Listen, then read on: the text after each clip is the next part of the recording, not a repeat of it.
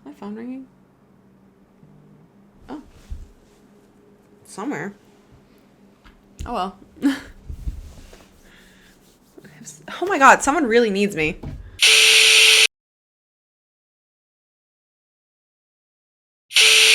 Hey guys, welcome back to this mess.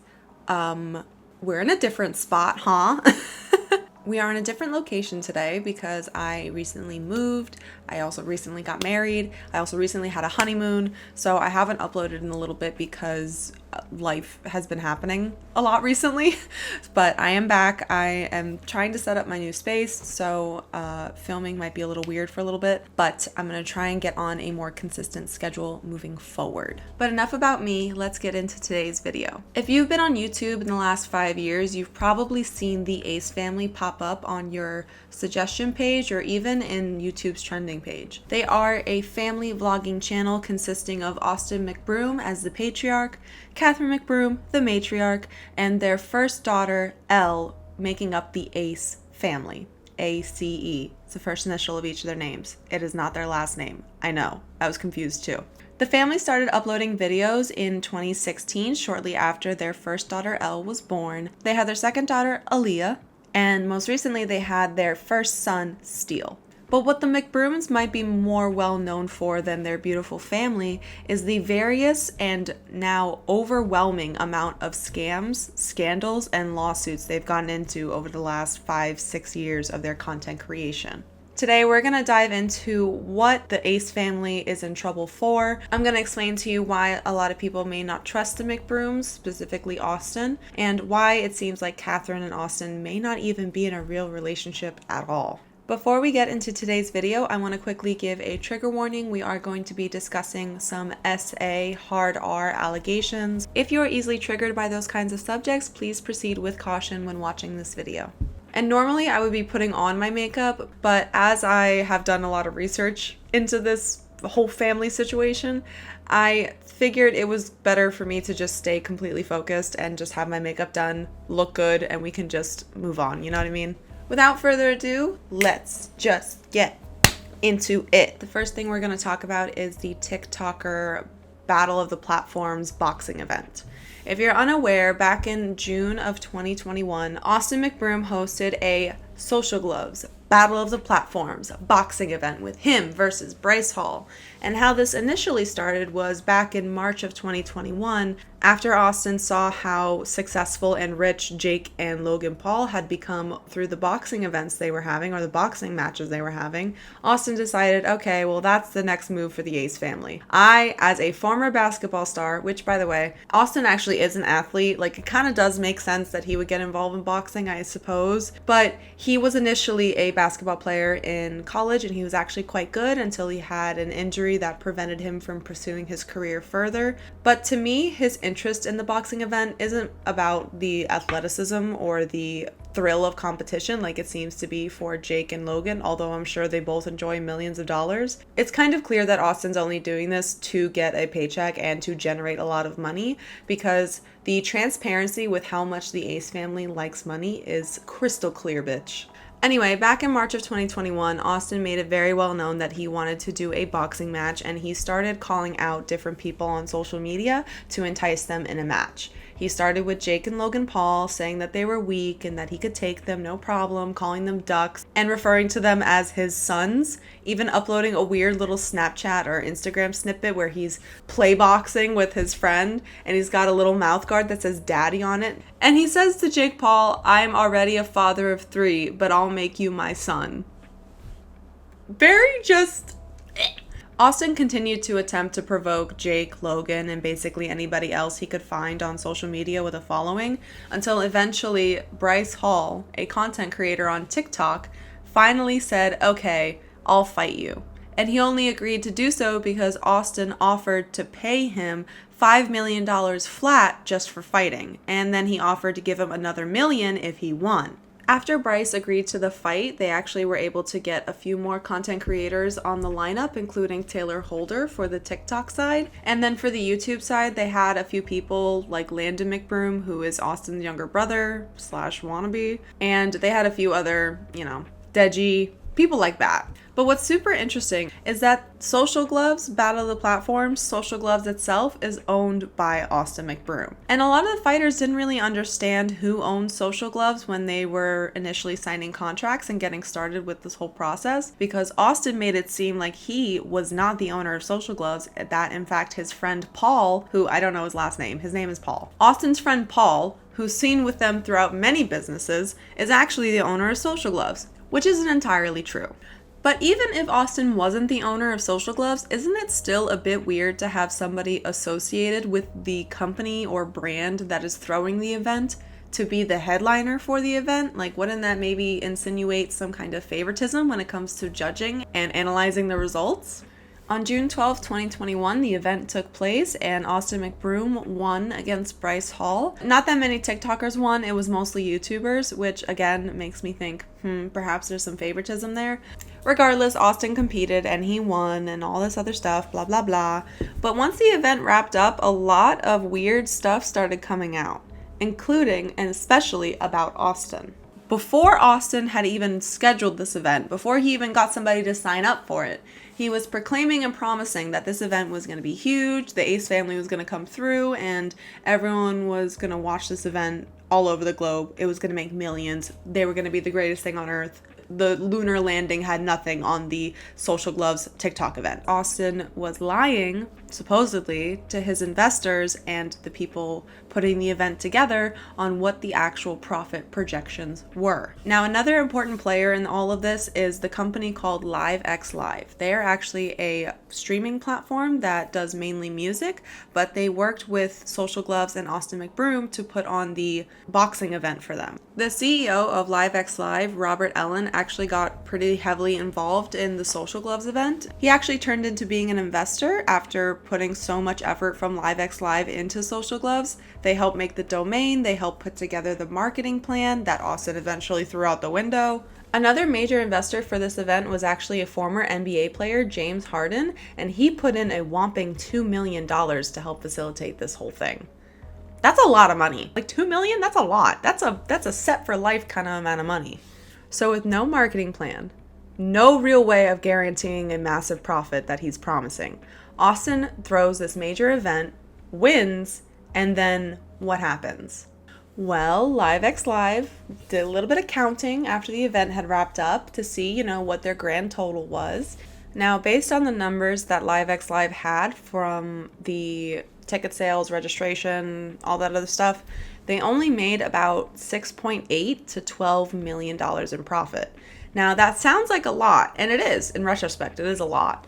But Austin was promising people hundreds of millions. He said up to 300 million. Bryce Hall alone was promised 5 million.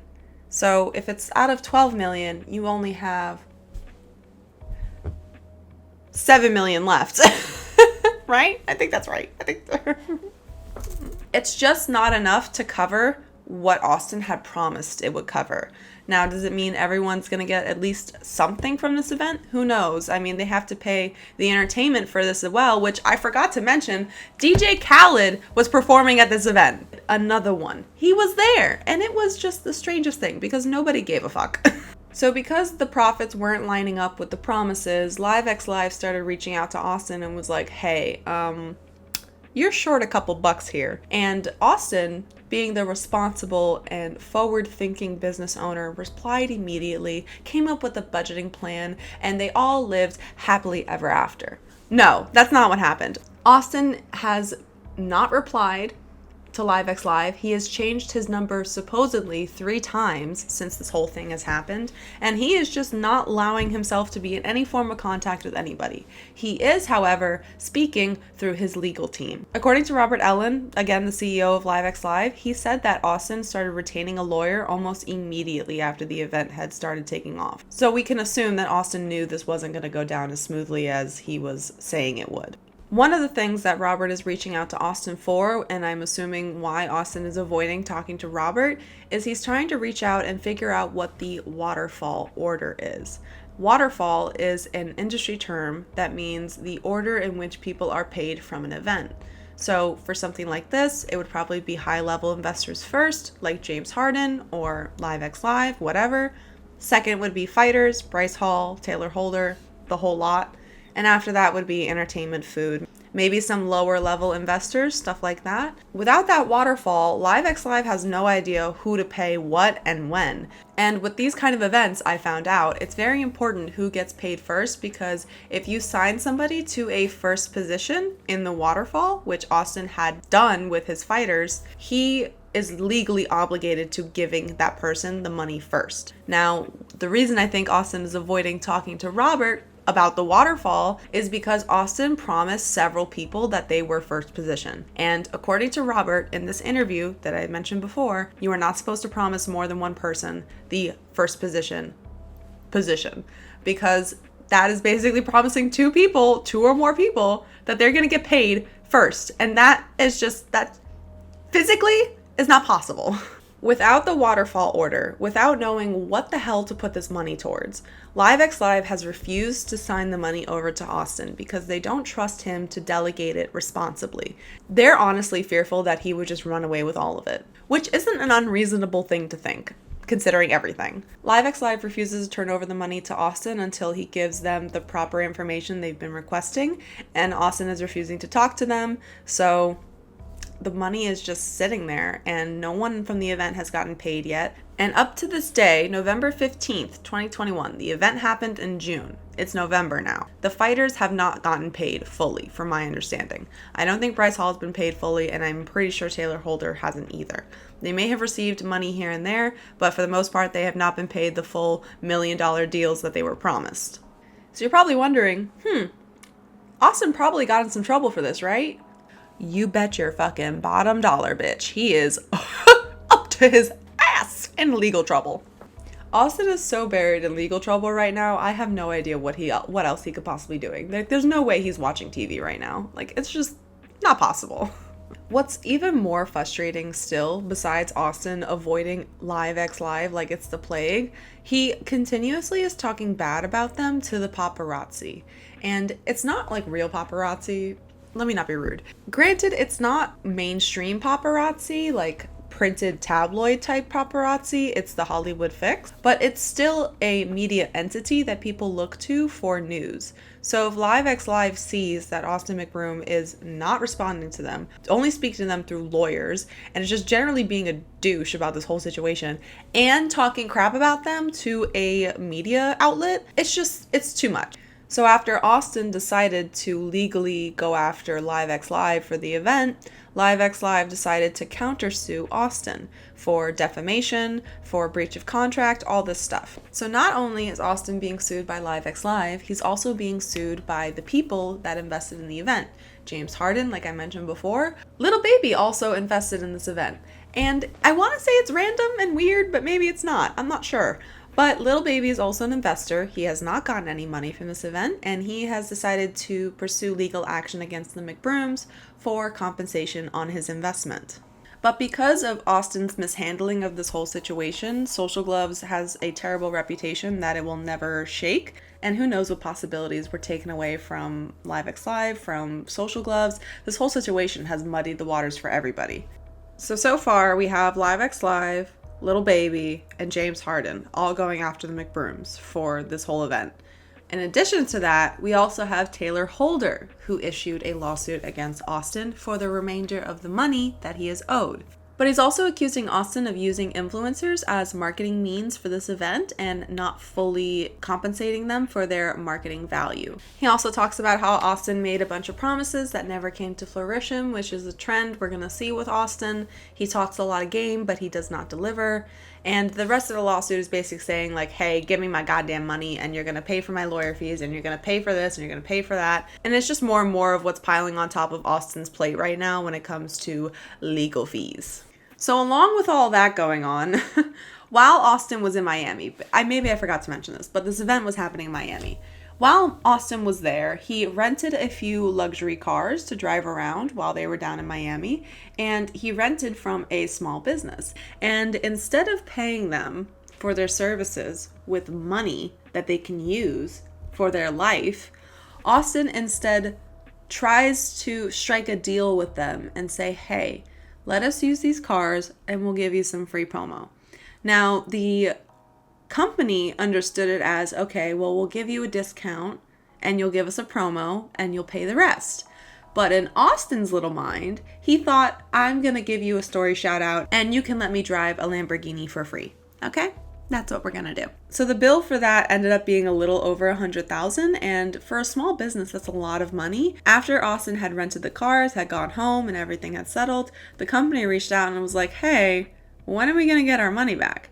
And Austin was like, what are you talking about? You're not getting any money. And they never did. The company tried to post on social media and get some attention, get the crowd behind them, but unfortunately, Austin is very intimidating, and for a small business to go up against somebody who is presumed to have millions and millions of dollars, it can be quite intimidating, and you wouldn't want to make things worse for yourself than they already are. So the company decided to take the L and just move on, but it just shows how slimy Austin can be with just about everything. So that was a TikTok fight. Now we're going to talk about the Beverly Hills situation. Austin is currently facing a lawsuit from the city of Beverly Hills for conducting an unsanctioned and unsafe parade down Rodeo Drive. To promote the boxing event, Austin enlisted the help of Shiraz.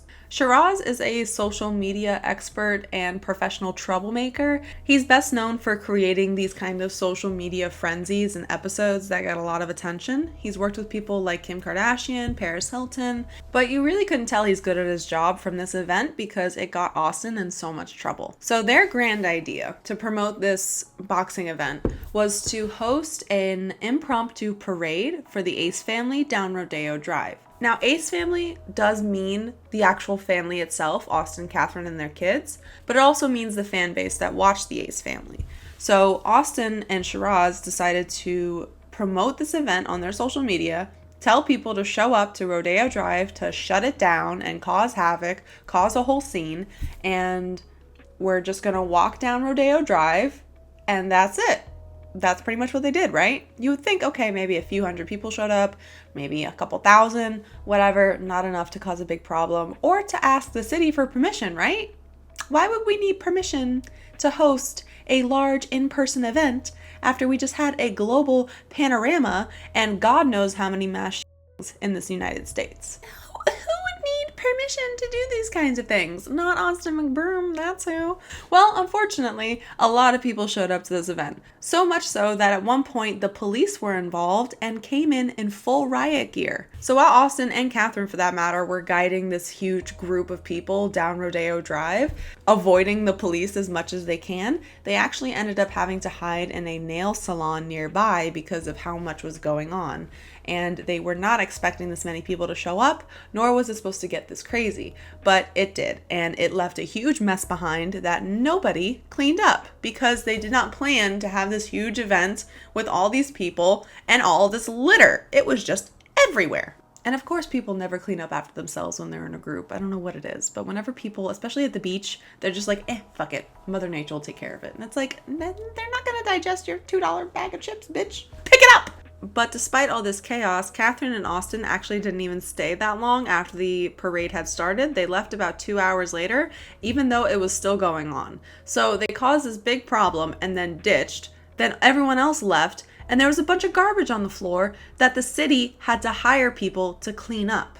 Because that's what they have to do when they have an unscheduled parade down a major shopping district that is heavily populated regardless of what's going on that day. I can't imagine how frustrating that must be to be a city planner or to be some kind of property manager. You walk in and find out that this huge parade happened with no paperwork, no security, no nothing. And not only all that, but you have to go by and clean it all up too. It's just, that would have pissed me off too. So the city of Los Angeles is seeking retribution for this act, and they're holding Austin and his friend Shiraz accountable for all the shit that happened. Now, I started thinking about this whole situation. I initially was like, oh, Austin, much like the whole car situation, was like, I just don't need to pay for these things. I just don't need to do them because I'm Austin McBroom and I can do whatever I want. But the more I thought about it, I kind of came to the idea that maybe the McBrooms just don't have the money to pay for those kinds of things. Because if you've got millions and you're just out here making it rain, 100,000 is not going to be a big deal to you. Nor is the fee for a city event, which could probably be at most 50,000, especially for something like a parade, which is essentially just walking. And it's not like they were going to have floats or anything. This is just like a big flash mob type deal. So it really would have been nothing for them to give the city a heads up, but because they wanted the shock factor of a random big ass crowd showing up in a very populated area, they wanted the social media frenzy, they wanted the social media response, they wanted the outrage.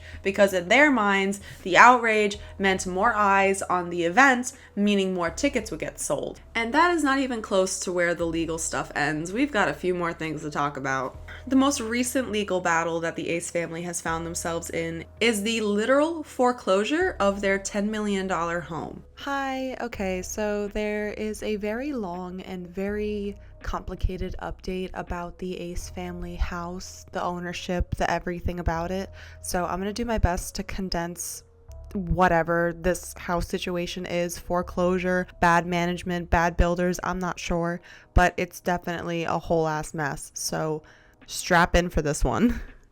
Okay, so this whole housing situation is a bit weird because the Ace family dropped a video finally addressing the whole reason why they lost their house. They're finally acknowledging that it actually happened and that they indeed are no longer living there. Essentially, the reason why their house is no longer in their possession is because from the beginning, it was a complete mess. When Austin initially saw the two lots across the way from their house at the time, the one that got broken into supposedly, he approached the builder on the site, the contractor at the time, I'm not entirely sure, a builder or contractor, I'm not sure if those are the same, but Austin approached this guy who was in charge of building this cul-de-sac, and Austin was like, hey, these two houses here, are they able to become one house, and would you be able to do that? And the builder was like, yeah, sure, probably.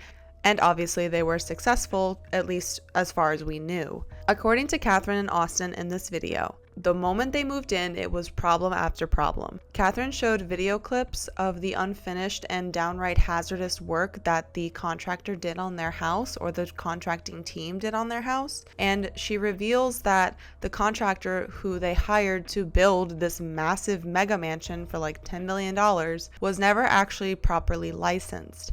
And he was operating with a team that he would constantly fire and then rehire. So a lot of the work was either half done or unable to be finished because whoever started it didn't finish it. Catherine shows a video of these like water jugs that are supposed to be underground, but because the contractor they hired at the time didn't know what they were doing, they were above ground. And she also talked about how the house was never properly insulated, so it was freezing during the winters. She also talks about how the AC was never properly done and that there was a certain spot of the house that would always leak no matter what whenever it rained, so she would have to move furniture around whenever there was a storm coming. There was a big ass bubble in her ceiling, girl. One pin, it would have popped. She showed videos of the tiles that were so poorly done that they eventually started lifting over time. And if you have small children running around your house, that is literally a nightmare. That is an accident waiting to happen. Catherine also talks about this huge ass door that she cannot pronounce, and I'm pretty sure I can't either, so bear with me. At the front of their house, Catherine thought they bought a $45,000 mahogany wood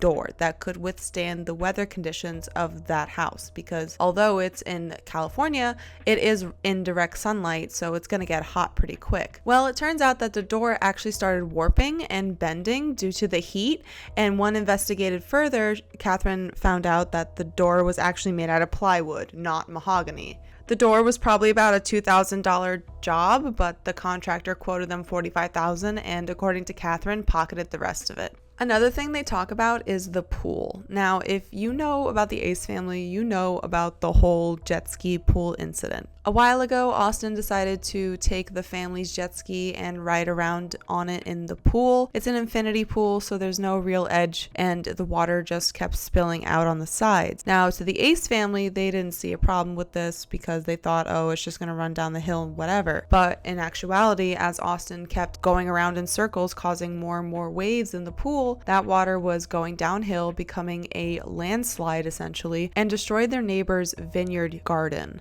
And according to the family, this was essential for their business. It was essential for their family culture. It was just a whole loss. And still to this day, the Ace family seem to think that they're the real victims in that whole situation because people bullied them about using a jet ski in their own pool. Like, that's not it, babe. It's the fact that you created a whole ecological disaster for your neighbors and you just don't seem to give a shit. The pool was actually a major safety hazard. There was a bunch of cracks and crevices that were unfilled. The filtration system wasn't working properly, so Catherine had to pay between $3,000 to $4,000 a month just to get it cleaned. I mean, goddamn, no wonder they have no money. Jesus, they're making $3,000 to $4,000 payments just to keep their pool blue. I mean, girl, get some colored dye at that point. Now, listening to this whole thing as objectively as I can, you would think, oh my god, that is really shitty. Like, that does suck. This person definitely is at fault for building them an inhabitable house. But then you have to ask yourself a few questions. One, why didn't the Ace family properly vet the person that was literally building their home? I mean, Catherine made such a big to-do about safety in this video addressing them losing their house, saying that after the quote-unquote burglary happened at their home, she felt very strong PTSD. She felt very, unsafe, and she wanted to ensure her family's safety with this new home, wherever it would be. So by that logic, if you want to ensure safety and all these things, why would you not do some research on who you're hiring to build your home? I feel like that would be step one, maybe not like 2 years after you've already moved in, babe. So the main reason that Catherine and Austin say that they lost their house is that they didn't have the proper paperwork to continue living there and to renew their loan. So they were missing the certificate of occupancy, which was supposed to be provided by their contractor through the city. So basically what was supposed to happen was, if the contractor did a good job, the last step would be to call a city representative down, do an inspection of the home, ensure that it is actually habitable and people can actually live there, and the city signs over a paper saying, hey, it's good to go. The contractor gives it to the family, or the family acquires it, whatever, and they're able to, go about their business and have a fully functioning home. But in this case, according to paperwork circulating online, the house was initially purchased as a commercial use lot. It wasn't meant to be a residential home. So if we're going with the logic that this house was built for a commercial use, i.e. filming their YouTube channel videos or filming social media content, what have you, if this was only meant to be used as a commercial resource, there's no need for the contractor, builder, whatever, to install a heater in the water system or whatever. Like, there's no need for those things because it's not meant to be a home. It's meant to be a work or professional use lot. Without the certificate of occupancy, they were not able to get renewed on a loan for the house. Now, the loan that Catherine describes in the video does not sound like a normal residential loan. A typical loan on a home is between 15 to 30 years, depending on how much you can afford to pay a month and still be able to live comfortably. But the loan that Catherine describes is an 18-month loan, which sounds a lot like a business building kind of loan. From my understanding, the logic with business loans when it comes to buildings is that it's a shorter amount of time because the building is going to be used for a business that is generating lots of money. So if the Ace family was making as much money as they thought they would be making, they would pay off this house in 18 months. But clearly that's not the case. And also, it's just not humanly possible for a two-person family to pay off a $10 million home in 18 months. So according to Catherine, after this 18-month loan, they had to shop around for a new loan and no one would approve them. So instead of,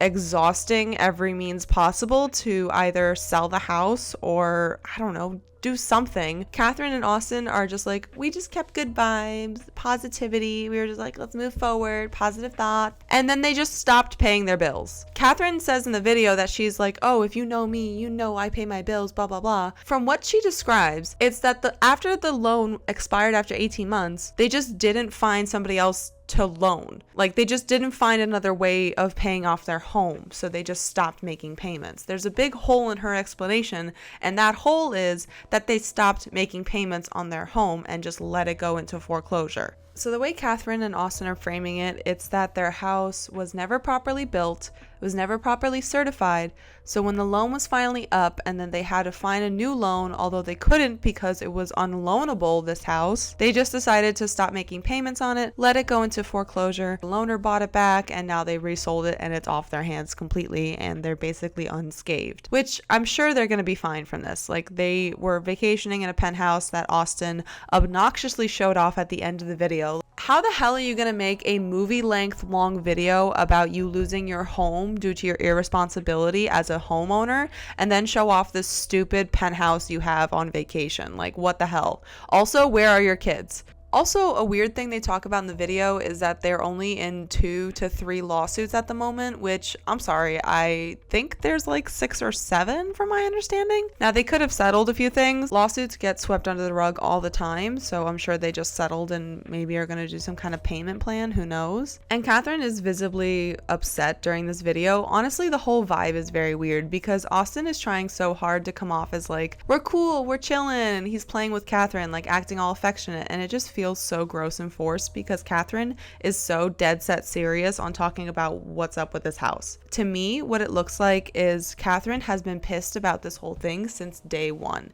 And I think Austin has either lied to Catherine or not told her the truth about what the house was actually purchased to be. Austin, I feel, in my opinion, decided to buy the house under his company's name, use it as a commercial resource for his YouTube channels to avoid certain taxes and licenses required to build it. In that, he also was not able to get a proper living area for his family, and Catherine and his 2 young girls and now baby son had to endure cold showers, no heat. This place looks like it was about to fall off the hill, to be honest with you. The cracks, the crevices, it was just super dangerous to have their children there, and Austin essentially created that environment for his family, and Catherine had to do her best to spend money and fix it. The amount of money Catherine supposedly has poured into this house is insane. And I say Catherine because it doesn't sound like Austin really gave a shit about the house too much, except when Mr. Kate was coming to decorate it. Then all of a sudden he decides he wants to be a fucking interior designer, and it still looked like shit. So what happened before the Ace family uploaded this video was that the house was officially sold to a buyer. And the reason we know this is because Cody Ko was on his Tiny Meat Gang podcast with his friend Noel Miller, and he was explaining that his friend, his buddy that he recently caught up with, bought the Ace family house and was saying that the house was a complete dump. It was super cheap compared to what it was valued at. They said that they bought it maybe for like a third of what it actually cost, or maybe even less. So it sounds like the Ace family not only made no profit off of this house that they poured so much money into, but whoever bought it got it for cheaper than what the Ace family had initially supposedly paid to build it. Back to the video they posted, they do address that they are currently living in a new home. I'm not sure if it's been built new or they bought it new, but they're in a new home and it's an actual home this time. I'm sure Catherine did not let Austin make the final decision this time. They also talk about how the internet has kind of been celebrating this whole thing.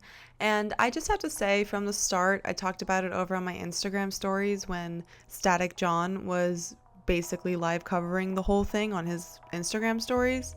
I don't find any humor or pleasure in this whole thing because it's a family losing their home.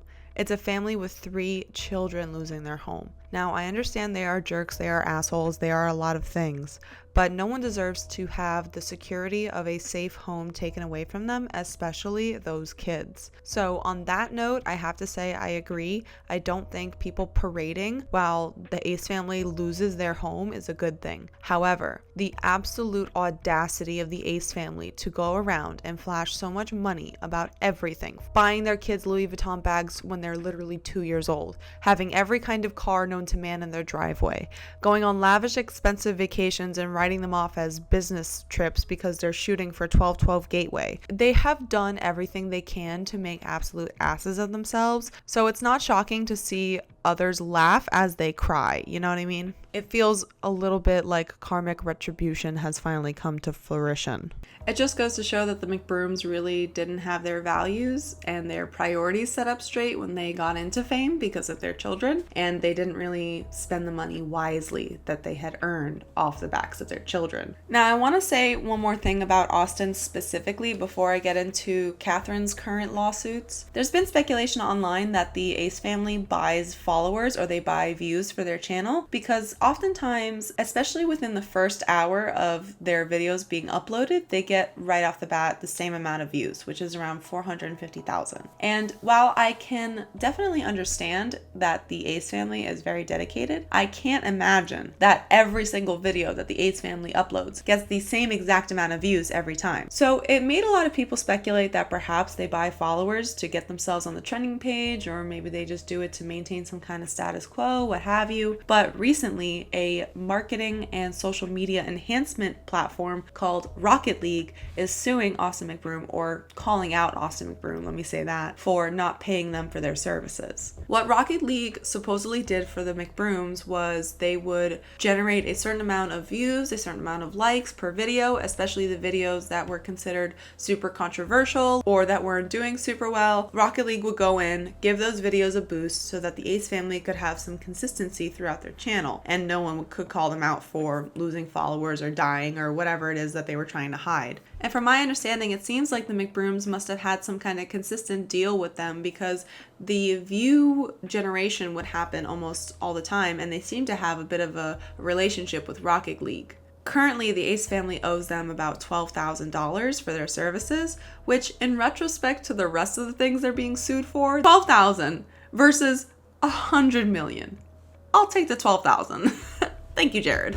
Now, Catherine. Where do we even begin with Miss Catherine? So for those of you who don't know, Catherine recently started her own skincare brand called 1212 Gateway. Now, the whole point of this brand was supposed to be some kind of cathartic and ethereal expression of Catherine. She had a lot of acne growing up as a kid, supposedly, and she felt very strongly about the skincare line. She wanted to have a lot of spiritual and meaningful elements to it, and she was so excited to launch this brand because it's something that she was super passionate about, and she's always wanted to do this, and blah, blah, blah, blah, blah. So the brand launched on December 12th, 2020, and of course, it sold out pretty well, and people were super excited to get their packages. Well, they didn't get those packages because of all the buffoonery that was happening behind the scenes. 1212 Gateway is not solely Catherine's brand. She owns it in part with another company called TDL. And what TDL does is they are a cosmetic and beauty product manufacturer. They probably also have labs because they created a formula for another brand that they own called Her Body. Now, Her Body is a CBD brand that offers very similar, if not the exact same thing as 1212 Gateway. And the reason they offer the same exact thing is not because they're owned by the same company, it's because they are the exact same formula. When Catherine approached TDL about 1212 Gateway, they decided to take the Her Body collection, which had CBD in it, repackage it as 1212 Gateway without the CBD element. So side by side, they're the exact same formulations, but CBD is not included in 1212 Gateway. So when Catherine goes on these long rants in her videos and on social media saying that she put so much time and effort into it, she quite literally didn't, because they are not her formulas. They were already made. So that was strike one of the whole 1212 Gateway fiasco. Strike two was when TDL found themselves completely locked out of everything.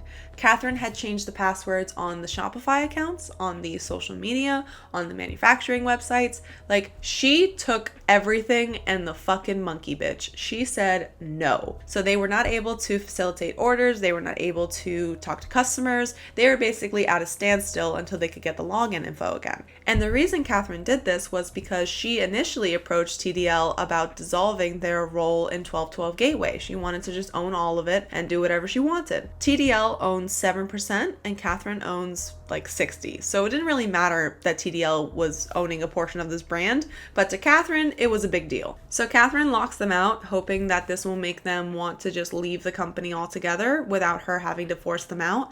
But that didn't work because TDL turned back around and said, you know what? You're going to do this and cause us all this trouble. We're just going to sue you. According to TDL's lawsuit against Catherine, she cost them $100 million in profit when they were all locked out of the account. Because regardless of Catherine's involvement in 1212 Gateway as a whole, it seemed like the brand was selling really well. And if they had continued on the trajectory that they had before Catherine took over everything, they would have made a really profitable year. But because Catherine took everything and took all the passwords and no one had access to anything, they were missing out on a ton of sales and a ton of repurchases potentially. So in order to get back at Catherine, TDL decided to pursue some legal action against her and is hoping to recomp all the money that they had lost, along with Catherine covering their legal fees. And it doesn't even end there. While Catherine was doing that whole thing with TDL and stealing all the passwords and whatnot, she also went over to another manufacturing brand called 360 Sourcing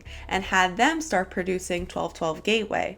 And although 360 Sourcing is like a legitimate business, they've worked with some other credible brands before, their packaging process was not good because people started receiving packages that were broken, that were empty. There was products that were just straight up not filled. It was just a horrible experience. Some people even got mold in their package. Like, it was bad. Catherine was like, oh fuck, I went to 360 Sourcing and they're doing a terrible job and I already pissed off TDL, like what am I gonna do now? And she decides to not pay them. So now they're looking at her like, bitch, where the fuck is my check? Catherine has yet to pay 360 Sourcing for the work that they did, and now they're suing her as well. So Catherine's getting sued by her own company times 2. I can understand if Catherine didn't want to pay 360 Sourcing for their services because, like I said, a lot of people were very dissatisfied with their packages and the products they got. So I can see if Catherine's like, well, you did a bad job. I'm not going to pay you if you do a bad job. But at the end of the day, they did provide a service in the midst of a whole conflict you were having with your own company. So maybe instead of stepping on everyone's toes,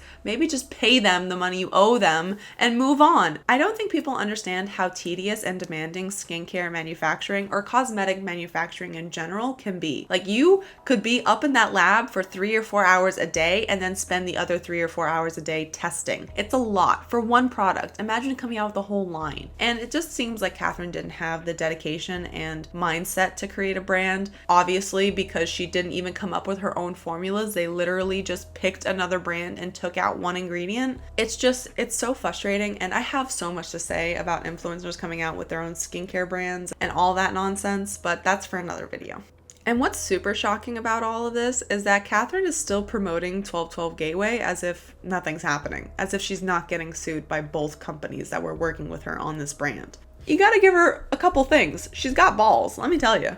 So you're probably thinking, okay, Catherine, while all this is going on, you must surely be taking a step back to kind of figure out what the hell your next move's gonna be, right? You're taking some time to really consider your actions before moving forward, right? No! So, while all this is going on, Catherine uploads a video. I don't know why I'm laughing. While all this is going on, Catherine uploads a video titled Mommy Makeover, in which she gets liposuction on her tummy and arms after not being able to lose the baby weight after having steel. And while that's perfectly fine, we don't care about plastic surgery over here, okay? Do whatever you want. It doesn't matter. But maybe don't do it while you're being sued by 2 different companies. I just feel like that might be a logical thing. And a lot of people are saying that she probably got the liposuction for free because she promoted the doctor in the hospital or clinic or whatever they were at. And I mean, not to presume anything, because clearly the logic of the Ace family is just non-existent, but I would like to think that if you owe somebody $100,000 at the minimum right now, maybe you don't have the money to go get liposuction. So I can understand and see that Catherine probably got it for free and the exchange was promo on her channel. How are you gonna have two companies come after you about the same fucking thing? That's almost impressive. 2 companies over the same thing? Impressive. So that is, for the most part, all the legal stuff that the McBrooms are dealing with right now. There's a few things here and there that I'm for sure missing, but that's all the major stuff that you need to know about. Now, when it comes to the Ace family, it's hard to discuss them without also bringing up cheating, because Austin has been accused of cheating on Catherine for years. I think since the beginning of their channel, honestly. And I think it's important for us to know about these accusations because it really does matter when the person who the accusations are about is the father of a family channel. He is supposed to be displaying a certain image to his audience, but behind the scenes, he's acting like a frat boy. The first of the accusations that I want to go over is actually from Tana Mongeau and Jake Paul. Now, listen, they're not the most reliable people at all, okay? I'm not saying take them as gospel, but it is interesting to hear from people in the same industry as Austin and Catherine the perspectives of their relationship. Tana posted a TikTok on the day of the event, the Social Gloves event, where she was explaining that Austin was cheating on Catherine, and that person that Austin was cheating with had left a lip liner in his car. Now, a few days or sometime later, while Tana was with Jake, they get a FaceTime call from Austin, and it's actually Catherine. Catherine's screaming on the phone saying, "Is the lipstick Tana's?" Austin says it's Tana's. "Is this lipstick Tana?" Insinuating that she thinks Austin is cheating on her and she needs confirmation on whether or not this lipstick item is from a trifling ass hoe or from Tana Mongeau. And Tana at the time said it was hers, but she confesses during this video that it was not her lipstick and she only said that to save the children. And she didn't want to cause any trouble with them, although she's causing it now. Doesn't really make much sense. She also goes on to say that Austin had one time hired a bunch of Tana's friends as his nannies, and when Catherine wasn't home, Austin would sleep with all of these nannies, and in order to cover it, it was like a whole nanny service, and he was lying to Catherine, all this stuff. And while that sounds very far-fetched and probably not true, it's still damaging to their reputation as a family on the internet. I mean, you have somebody like Tana Mongeau, who is not the most savory person on the internet and is associated with a lot of not so great people. She is out here saying this and that about the Ace family. That's going to have repercussions on their future business deals and business relationships. Like, who wants to work with a cheater? It's just not good optics for a family channel to have cheating accusations. So for somebody like Tana Mongeau, who's a very prominent internet personality, to be saying all this and all that about the Ace family, it's eventually going to come back to bite them. And where Jake comes in is after Austin was making all those stories on Instagram about Jake, saying this and that, mentioning Erica Costell and like really poking at him. Jake goes on his stories and says, "Well, does your wife know that you cheat on her every single weekend and that you message every single girl on Instagram trying to get in their pants? Maybe you should deal with that before talking to me." And it was not a good look for Austin. And after the story was posted, Catherine allegedly messaged Jake saying, "Hey, take it down," and Jake took a screenshot of it and posted it on his stories as well, just showing that he does have some kind of relationship with the Ace family, or at least Catherine, so he probably does know about all the cheating. And while I normally don't trust anything that Jake Paul says, on this particular issue I will probably listen to him, because there's nothing Jake Paul gains nor loses by saying that Austin cheats on Catherine. There's just nothing that is there for him. But because there's been so much speculation online for so long about Austin cheating on Catherine, Jake, regardless if he knew the truth or not, decided to play that card and stir the pot. Another instance in which Austin was accused of cheating was actually from a person named Isabella. She messaged Catherine privately and said, "Hey, sorry to tell you this, but Austin has been cheating on you and I feel really bad. I didn't want to make a big deal out of it online. I just wanted to tell you because you deserve to know." Now, me reading this message, I don't think I would have taken it as, oh, they're manipulating me, they're trying to get clout, blah, blah, blah, because they messaged me privately, and the way that Isabella wrote her message was very intentional and very sincere. I wouldn't read that and misinterpret it as malicious. But for some reason, Catherine did, and she decided to post it on social media saying, "Hey, if you've got proof, just post it. And if someone tries to sue you, I'll cover it, okay?" Like, she was just being such a bitch. I can kind of understand if Catherine wants to have a bit more of a guarded approach when it comes to cheating accusations and when it comes to people reaching out to her. But at the same time, it's like, girl, I myself, even if I trusted my man 110%, 150%, if somebody sent me a message and was like, "Hey, I've got proof that your man is cheating on you," bitch, present it to me so I can analyze it with my own eyes and come to my own conclusions. I can't imagine somebody going to Catherine with fake cheating accusations in DMs is going to help them in their career in any way. It just seems very deceptive. But if someone is to reach out privately and say, hey, I don't want to make a big deal out of this. I just want you to know because you are the significant other in this relationship that's getting cheated on. Can I please give you this information? You say yes. I can also understand if Austin is behind the scenes whispering in Catherine's ear saying that this person's looking for clout or they're lying or this and that. So Catherine just has no support when it comes to this whole cheating thing. And at this point, she doesn't deserve it because it seems like she's very complacent with it. After Isabella messaged Catherine and Catherine tweeted about it, Isabella actually had a few more people reach out to her about cheating accusations with Austin. And she has been collecting all of it, not publishing it because a few people that had come to her had signed an NDA with Austin, which we're going to talk about more later. She decided that she's not going to post any of this evidence and she's just going to save it until Catherine is ready to look at it. That is very classy of Isabella, and I really commend her for doing that because a lot of people could have just sold it or done something with it that created a profit, but instead Isabella has a lot of integrity and is saying, hey, Catherine's the one getting cheated on. She's the one who deserves to know about this. A similar situation came out between Austin and a user by the name of Heidi Allen. Her content and social media has been wiped clean since this event, but what happened was a series of screenshots were leaked that showed Austin and Heidi having a conversation about Heidi potentially being pregnant with Austin's baby. And they're messaging over Instagram because Heidi had blocked Austin's number and he couldn't get a hold of her. But in the conversation, he was saying like, please unblock my number so we could talk about this. It's probably not mine. I need to know who you told. You need to delete all these messages, like all this crazy frantic stuff, because he just potentially found out that a woman he slept with has his child and he is a dad vlogger with a family channel. Like, that's not a good look. Very bad optics. He's begging this girl to delete everything, to delete the messages, all this stuff. And he's like, have you told anybody? And Heidi's like, yeah, I told my sister that I'm pregnant, but I didn't say with who. And he's like, oh my God, why would you do that? And all this crazy shit. And in the screenshots, it showed that Austin told Heidi that he'll pay her whatever money she wants as long as the situation goes away. And she must have taken that offer because her social media has been wiped clean. I couldn't find her, and I'm usually pretty good at that. And honestly, I don't blame her for just taking the money and going, because who wants to deal with anything that the Ace family has to offer at that point? Another instance in which Austin was accused of cheating actually came from a podcast that had no relation to the Ace family whatsoever. The Call Her Daddy podcast is hosted by Alexandra Cooper and Sophia Franklin.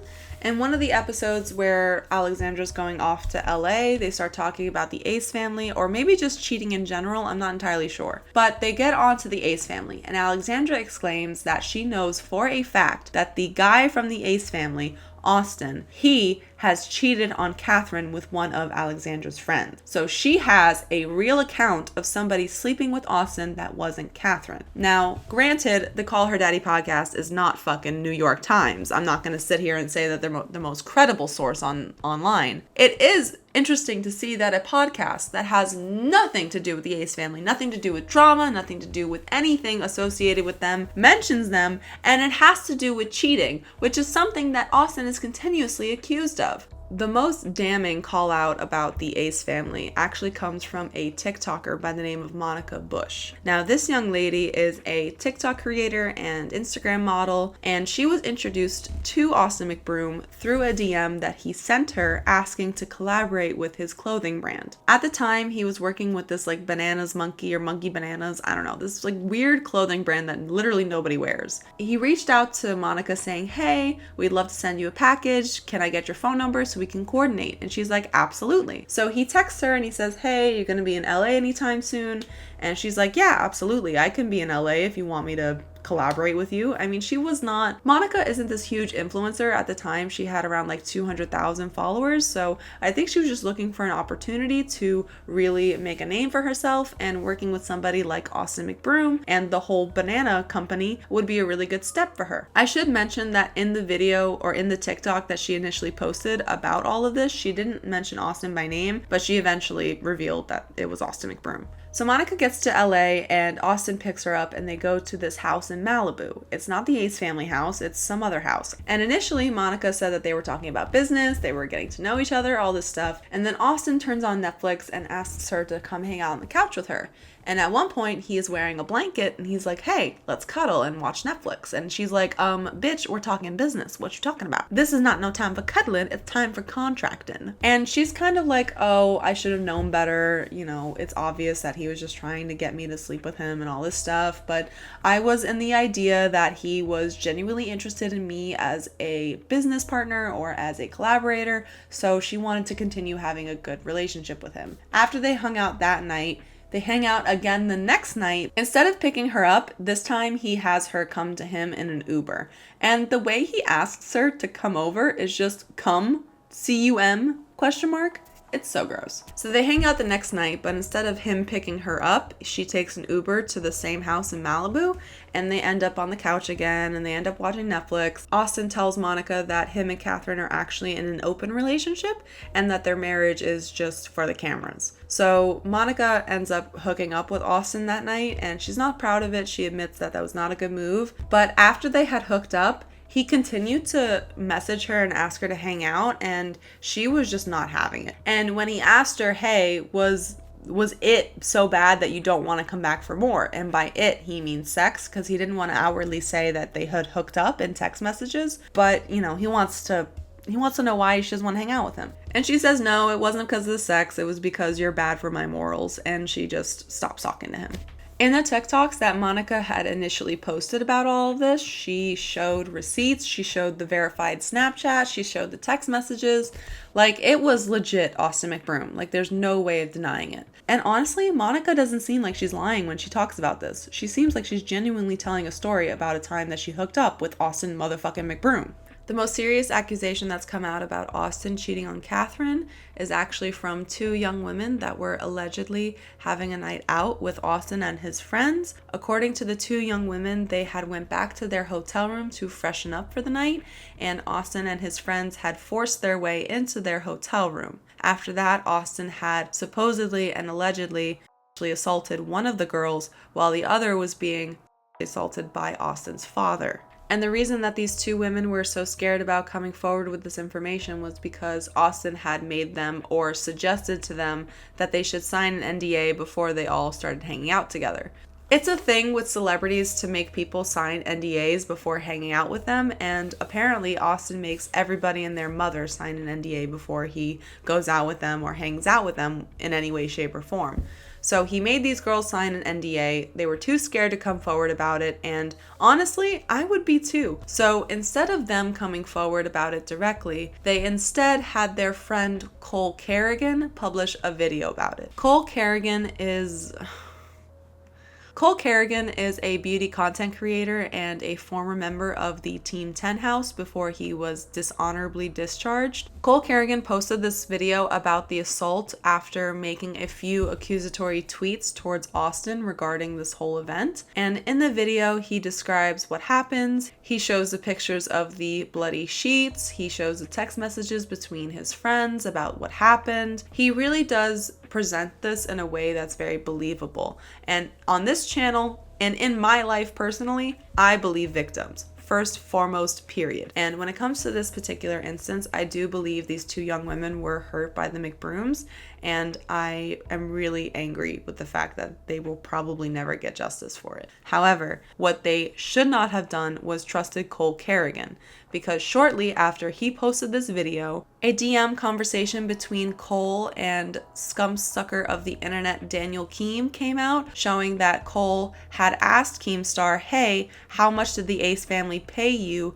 to stay quiet on this whole situation? And for those of you who are missing context, Keemstar used to be the forefront of all drama news. Now we have the much more appropriate and upgraded Def Noodles. At that time, Keem did not say anything about this whole Ace family drama, and Cole had assumed that the Ace family had paid him off. So when Cole messaged Keem saying, hey, how much did the Ace family pay you to not say anything about this?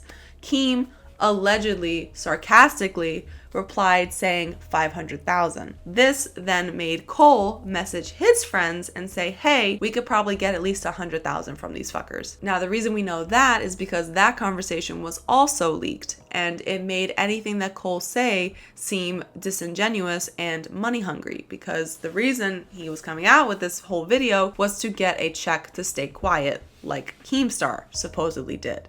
However, it came out later that Keem was being sarcastic with him, and he was never paid any money to say anything. He just decided not to cover this whole situation. And Cole not only did a huge disservice to his friends by completely misrepresenting the story and butchering the delivery of it, he made it incredibly hard for anybody else to come forward about accusations as serious as this about Austin. Once it got out that Cole was just doing this for money and all this other stuff, the story had become very tainted. And from my understanding, these two girls did come forward and say, hey, this isn't true, actually. We just don't want to be involved in this anymore. Please leave us alone. And we're like, peace out. Don't want to deal with it. I completely understand that. So for the longest time, people have accused Austin of just doing some really weird things with his kids for social media. And one of them is just doing some very strange challenges or dance moves on TikTok in order to generate views. Most of you know that TikTok is a short form content creation app, and a lot of times people on that app are not the most savory. So let's say you're a family channel and all of your content centers around children. You would probably generate a high audience of P words. Not because you went looking for them, but because they just happen to like what you're posting, right? Austin's been accused of posting a lot of weird stuff that would insinuate some sexual undertones regarding his children, and that is just not okay. One of the things that he posted that a lot of people have a problem with is him doing the WAP challenge and his daughter walking in on him, catching him doing it. Now, granted, this is probably all set up. I know his daughter didn't just run in perfectly in camera view to catch him doing this, like it's obvious, but it's really weird considering the context of the WAP challenge itself. So not only is it a song about wet,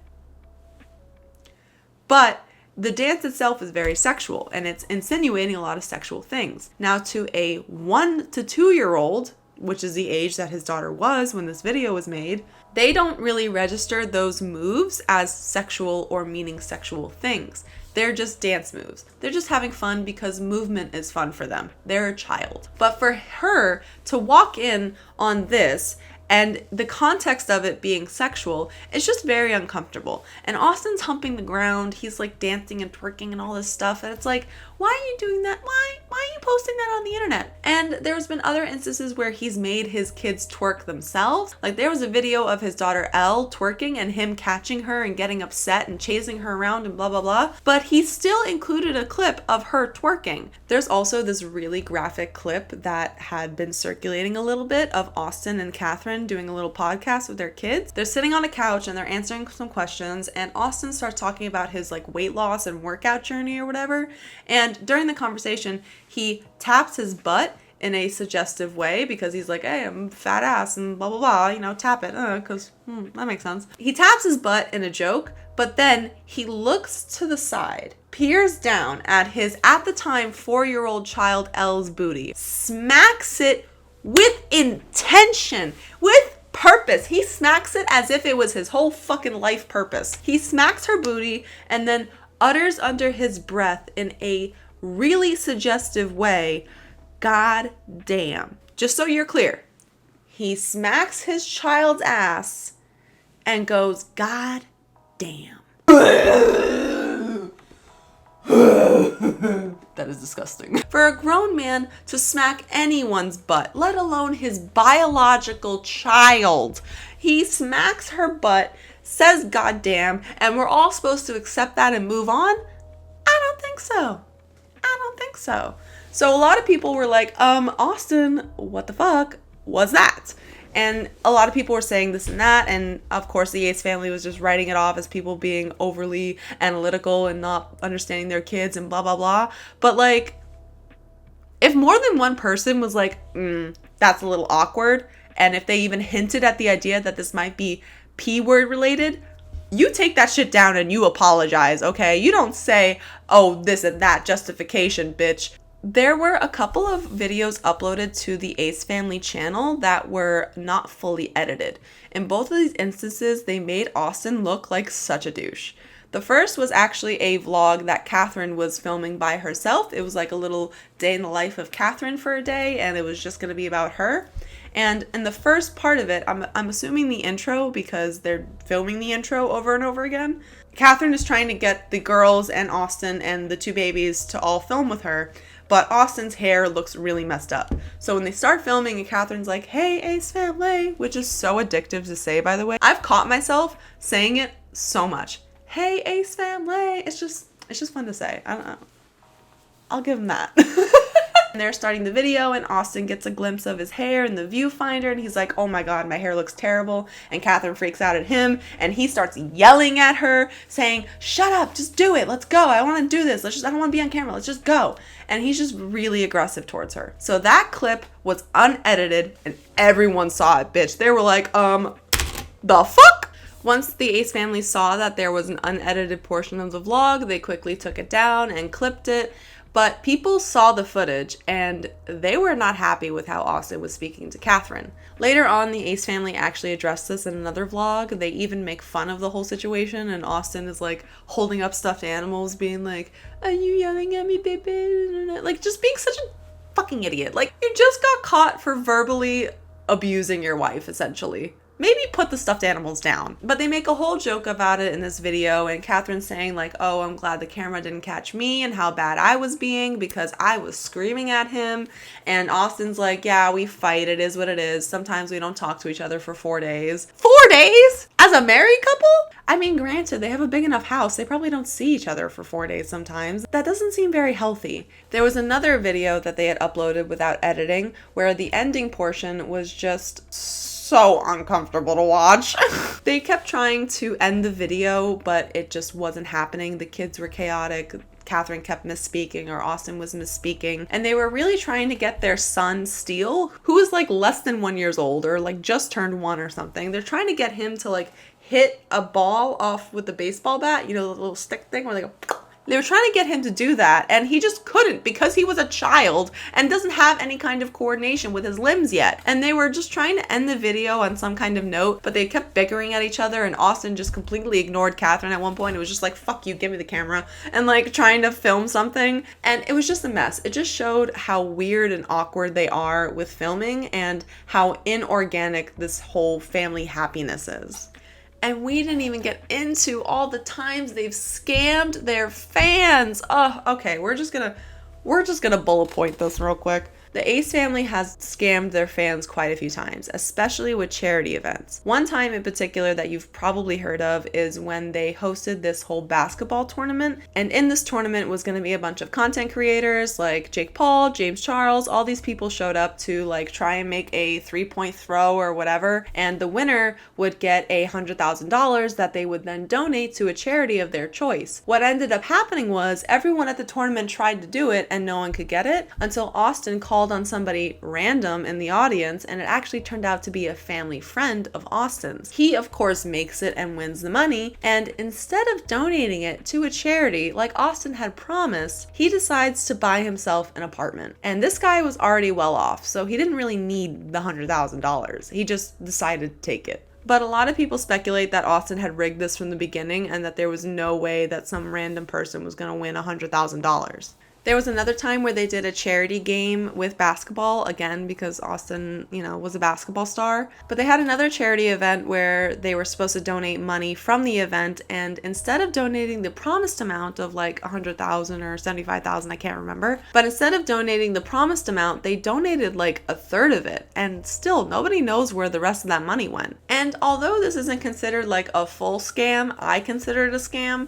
But the biggest scam of all that the McBrooms have come out with is the social media education platform that Austin tried to host. Sometime before the fight had taken off, Austin had tried his hand at social media marketing. Austin decided to launch the Ace Club, which was going to act as some kind of education platform where he would teach his followers how to make money on social media, market their products, create content, all this stuff. But there was a lot that was supposed to be offered on this platform besides advice from Austin.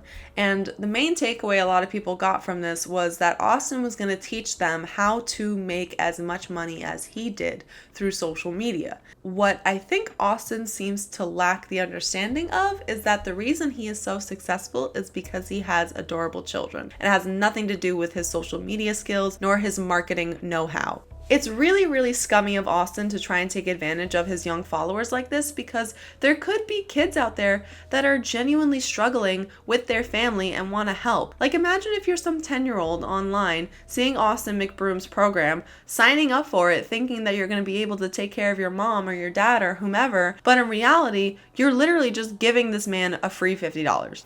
Oh, it's $50 fucking, by the way. It is so expensive. It's like $20. It's insane. There's like levels of it, and you can pay this like super expensive VIP level, or you can pay like the not so expensive but still outrageous amount of money per month level. And it's like you get the same thing, which is disappointment. A lot of people who signed up for the app say that they never had any lives, there was never any engagement from Austin, none of the things that they were promised were ever actually happening, and a lot of people said that even after they had canceled their subscription, they were still getting charged from it. It's a mess. It's almost as if it's a scam.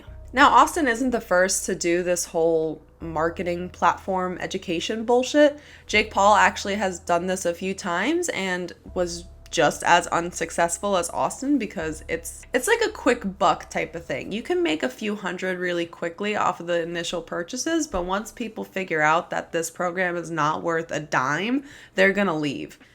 But with that all being said, that is all I have for you today about the Ace family. But if there's anything that I missed and that you want to emphasize or discuss further in the comments below, I'd be happy to see you down there. Keep it clean. Thank you guys so much for watching. Be sure to subscribe, like, and comment. I'll see you guys on my next video, and I love you so much. Bye!